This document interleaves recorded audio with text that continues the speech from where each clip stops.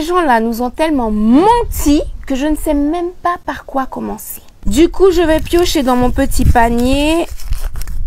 Jean de La Fontaine, on s'occupe de toi aujourd'hui. Générique.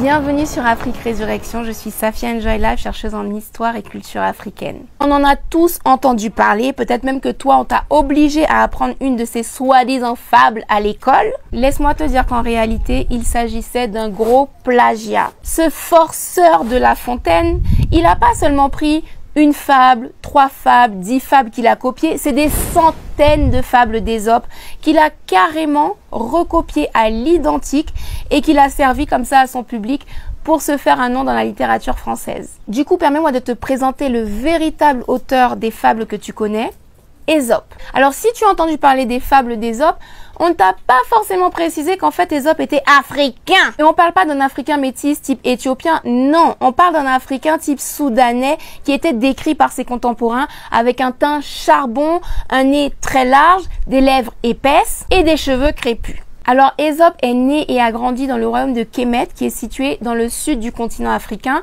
Et là encore, quand je parle du sud du continent africain, on parle de la version africaine de l'orientation du monde. Encore un autre mensonge appris à l'école qu'il me faudra défaire. Restez connectés à Afrique Résurrection. Ésope étant très intelligent et très avide de découvrir le monde, il part l'explorer, il quitte le royaume de Kémet vers l'Orient.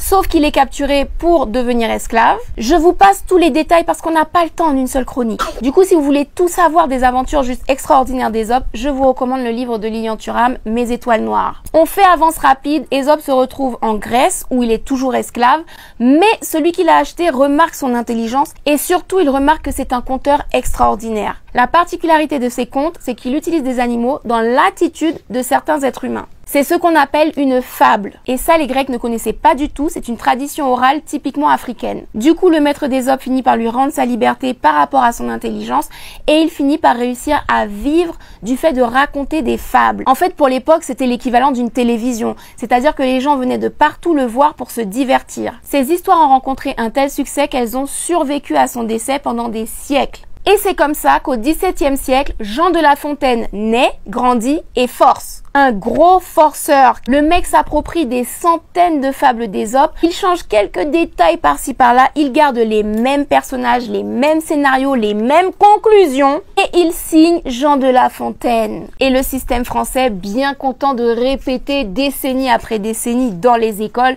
que Jean de La Fontaine est un héros de la littérature française. Garde bien en tête que Ésope a vécu en moins 700 et que Jean de La Fontaine a vécu au XVIIe siècle. C'est-à-dire un écart de 2300 ans. Donc tu te doutes bien qu'à l'époque de Jean de La Fontaine où il n'y avait ni télévision ni internet pour pouvoir exposer le plagiat, eh ben toutes ces signatures de fables sont passées crème et on lui a accordé ce crédit alors qu'en réalité il n'a absolument rien créé. Gad Elmaleh aurait dû vivre au XVIIe siècle. Enfin bref, si tu connais les fables du corbeau et du renard, de la cigale et de la fourmi, du lion et du rat, tout ça n'appartient pas à Jean de La Fontaine mais à Ésope l'Africain.